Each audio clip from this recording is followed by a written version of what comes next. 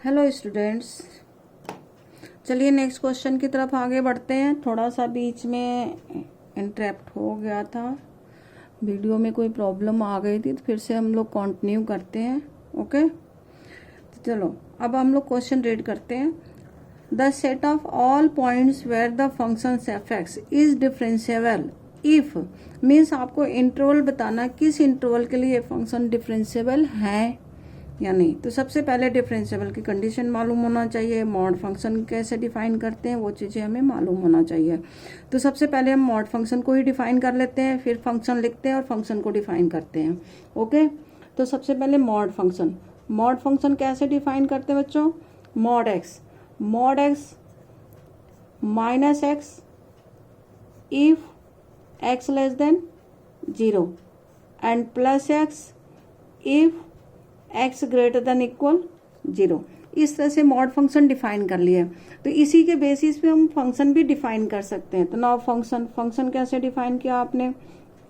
देखिए फंक्शन क्या है आपका, x over 1 plus mod x. तो मीन्स हम केवल मॉड एक्स की जगह कोई चीज रिप्लेस कर सकते हैं। ठीक है, तो अब इसको डिफाइन करेंगे x over 1 minus x if x less than 0 and x over 1 plus x if x greater than equal 0। तो ये फंक्शन डिफाइन कर लिया गया बच्चों। अब इस फंक्शन को डिफाइन करने के बाद हम लेफ्ट और राइट डिफरेंशिएशन का फॉर्मूला लगाएंगे, क्योंकि हमें डिफरेंशिएबिलिटी चेक करना है। तो डिफरेंशिएबिलिटी के लिए हमें क्या होना चाहिए? Left hand side derivative eight 0 equal होना चाहिए राइट हैंड डेरिवेटिव एट 0, क्योंकि हमारे पास पॉइंट 0 है, 0 का लेस देन है, 0 इक्वल ग्रेटर देन। आप इन पे चेक कर लो। ठीक है, तो अब इसका डेफिनेशन फॉर्मूला लगाते हैं। पहले लगाएंगे लेफ्ट हैंड का 0, limit h tends to 0 f of minus h minus F naught divided by minus h। Okay, ये डेफिनेशन आपका बन गया, क्योंकि प्रॉपर फॉर्मूला तो आप जानते ही हो एफ डैश एक्स का, उसी के बेसिस पे ये बनाया गया। अब यहाँ पर फंक्शन पुट कर देंगे। ओके, तो now put your function limit h tends to 0। ये फंक्शन है बेटा किसके लिए? लेस देन 0 के लिए। ये लेफ्ट हैंड साइड है, तो that means it is x less than 0 के लिए चल रहा है। किसके लिए चल रहा है? लेस देन 0 के लिए। तो minus h upon 1 plus h minus 0 divided by minus h limit h tends to 0। तो h over 1 plus h into h हो गया, क्योंकि माइनस से माइनस कैंसिल हो गए बच्चों, ये हो गया। अब लिमिट पुट करो, इसकी वैल्यू क्या आ गई? 1। Similarly x greater than equal 0 के लिए कर लेते हैं। Right hand limit f dash 0 limit h tends to 0 f of h minus F naught divided by h। Similarly limit h tends to 0। अब आपको क्लियर दिख रहा होगा कि क्या करना हमें, ये कैंसिल हो गए। फिर लिमिट h टेंस टू 0, थोड़ा फास्ट हो रहा है बेटा, फास्ट चलते रहेंगे। ये हो गया, means left hand limit equal हो गया right hand limit, right hand derivative. अब ये राइट हैंड डेरिवेटिव किस कंडीशन के लिए हो रहा है ये देखना, हमें इंटरवल बताना है। तो एक लेस देन 0, तो लेस देन 0 मीन्स हो गया माइनस इन्फिनिटी टू 0, और दूसरा क्या हो गया? 0 टू इन्फिनिटी। और दूसरा कंडीशन किसके लिए है? 0 टू इन्फिनिटी। मीन्स हम दोनों को कंबाइन कर लें, कंबाइन करके हमें आंसर क्या मिल जाएगा? क्या मिलेगा कंबाइन करके answer? Minus infinity to infinity, क्योंकि यहाँ क्लोज इंटरवल है बच्चों, तो क्लोज इंटरवल में 0 इंक्लूड हो जाते हैं। तो ये आपका बन गया minus infinity to infinity. Means what is your answer? Answer is A, minus infinity to infinity. Understood?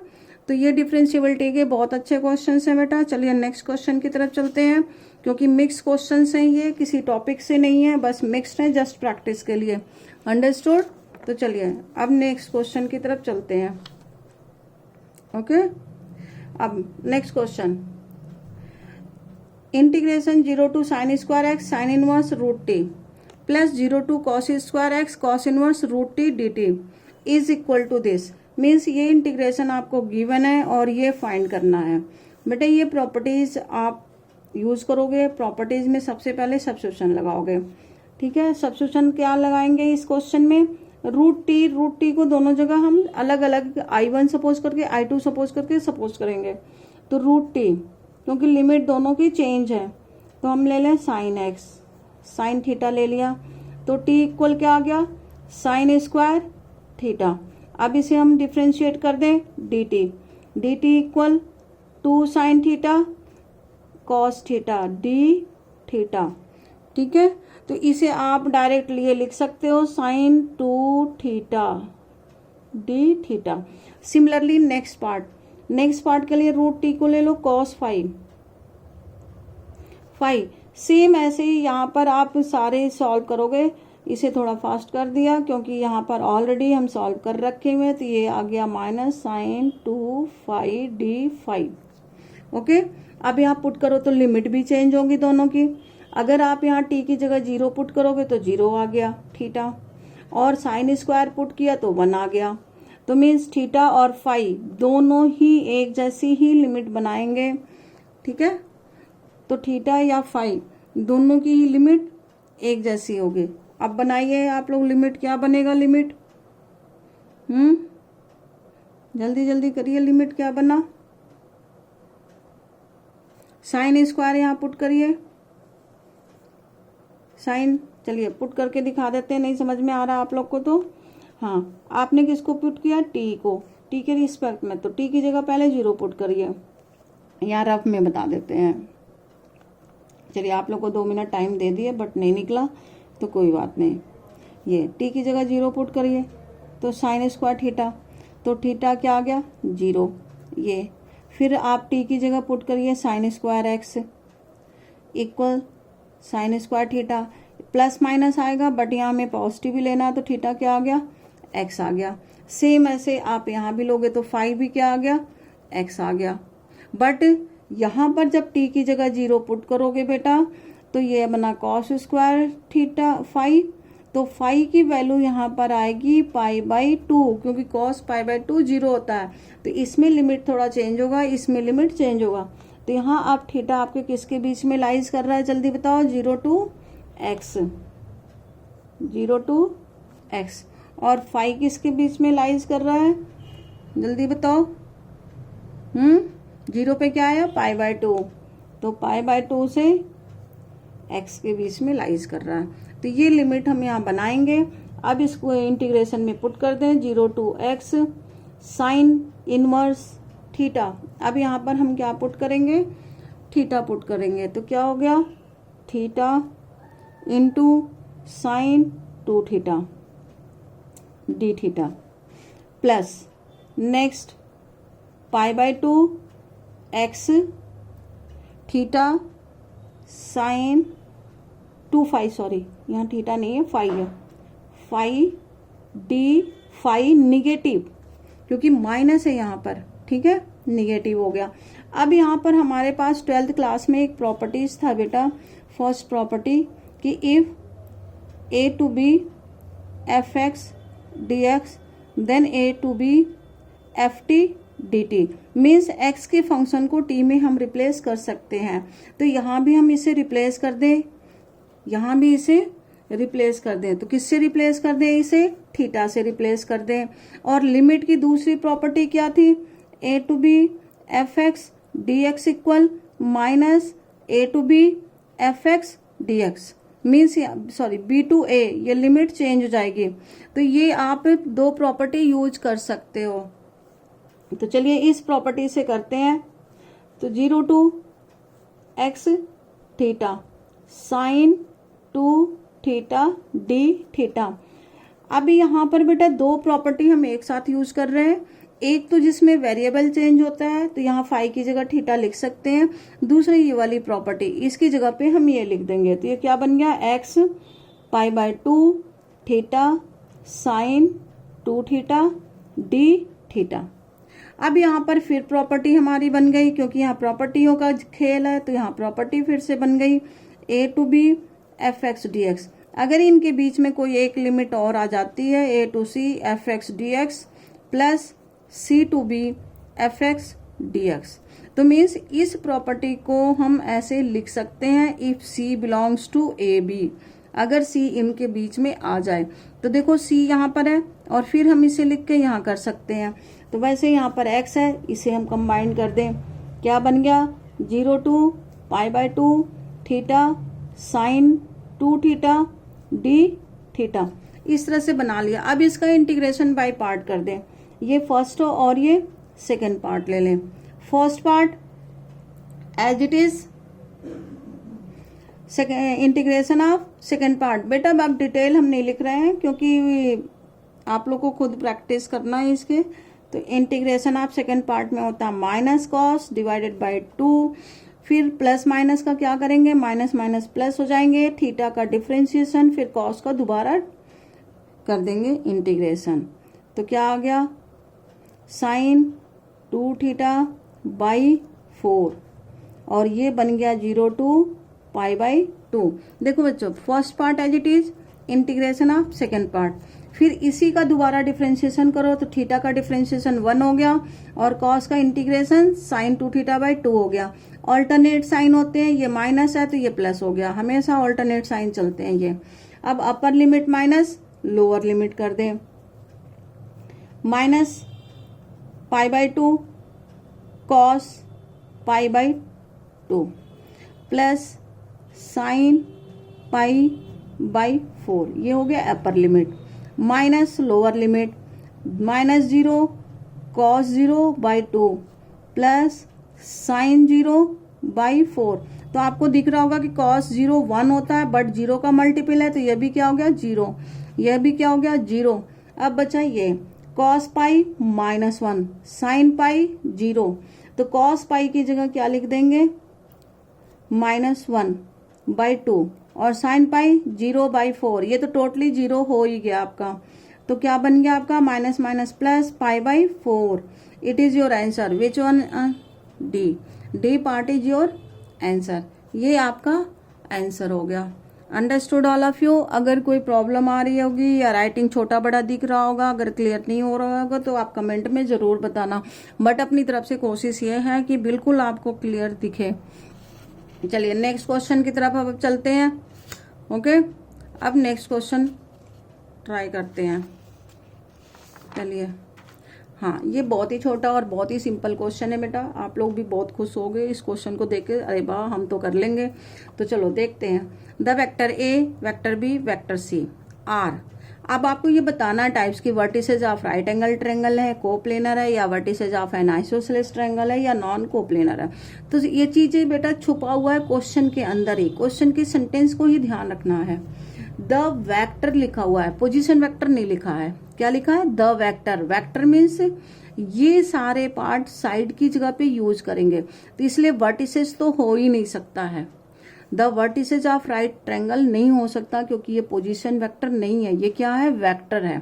ठीक है, तो जब आपका तो मीन्स ये और ये वाला पार्ट तो हो ही नहीं सकता। फिर आपको इन दो में से बहुत ही सिंपल चेक करना है। ये बिल्कुल क्वेश्चन देखते ही बेटा पता चल गया। जो भी बच्चे ध्यान से पढ़ेंगे उन्हें देखते ही कह देंगे अरे ये वर्टिसेज तो है ही नहीं है, तो हम ए और सी पे क्यों ध्यान दें। फिर वो कोप्लेनर नॉन कोप्लेनर पे चेक करेंगे।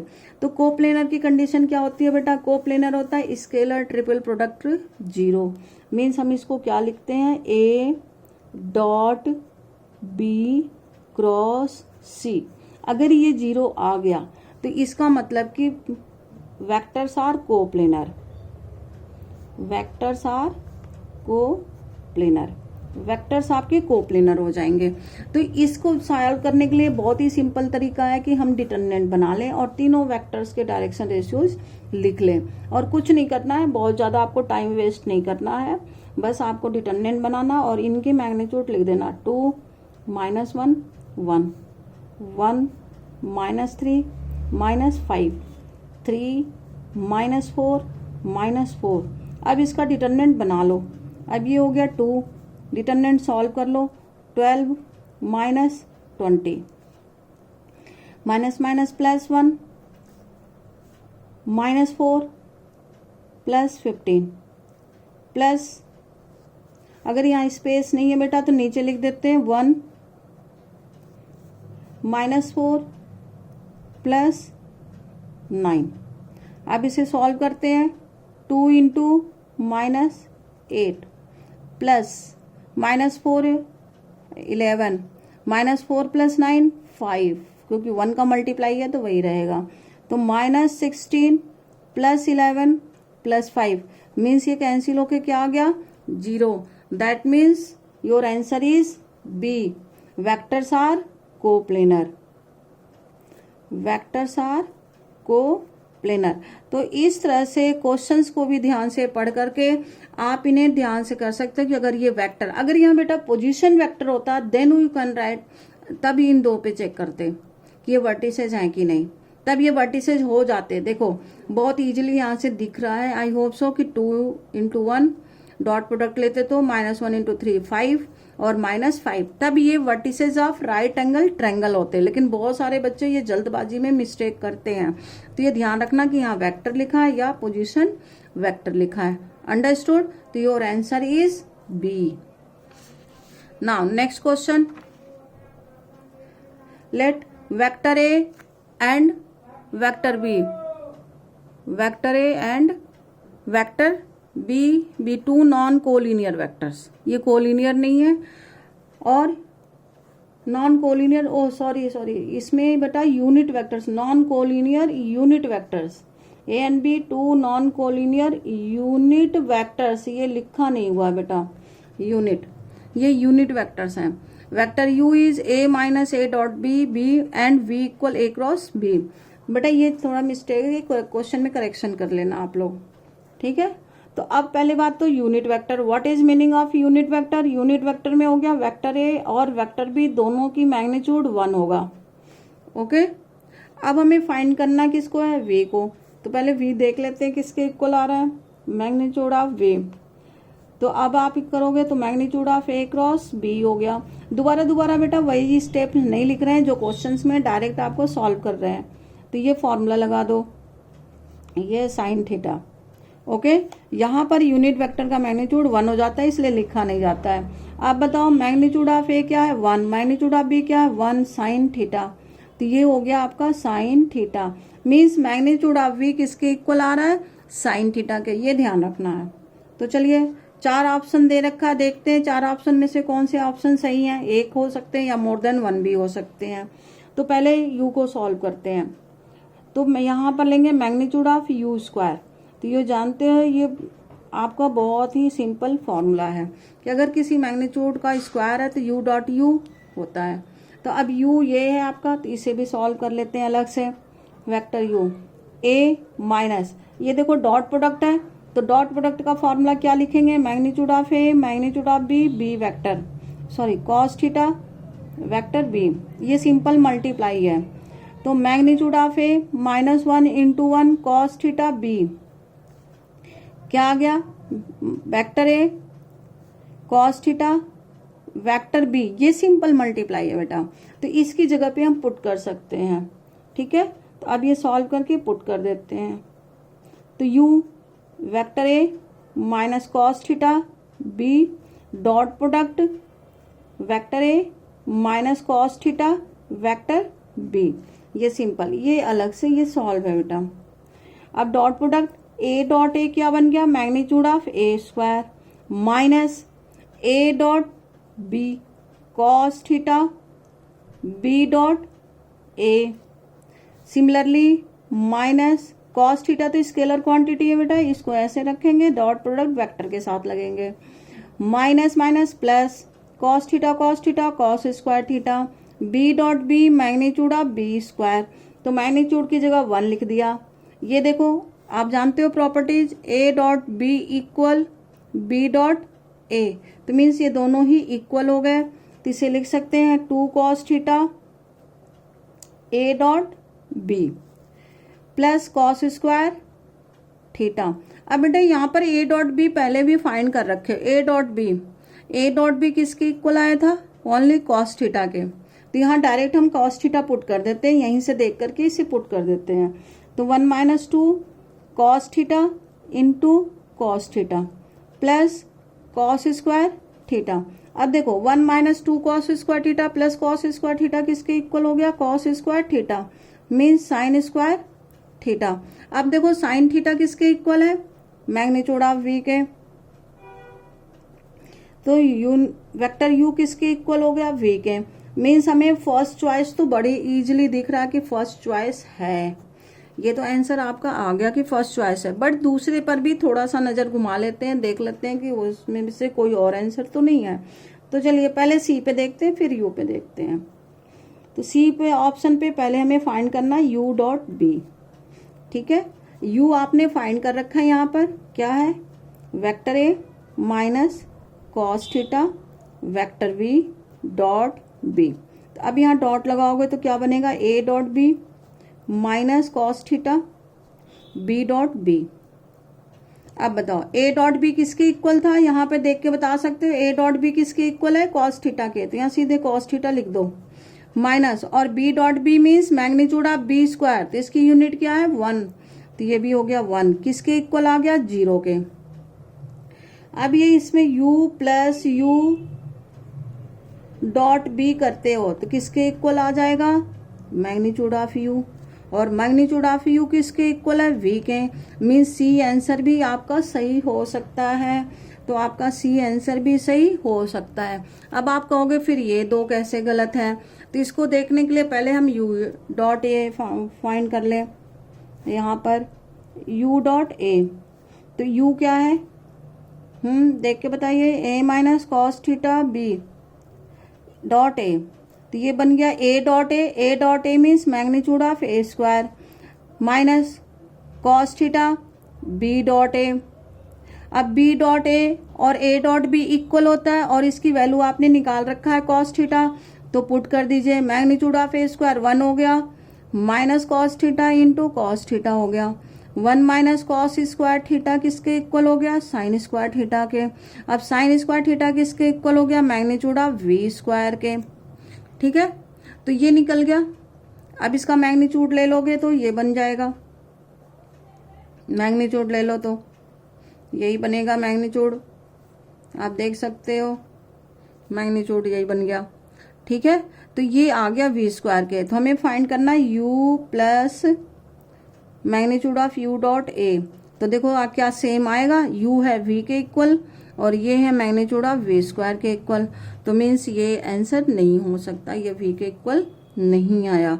तो आपका आंसर क्या होगा, a और c।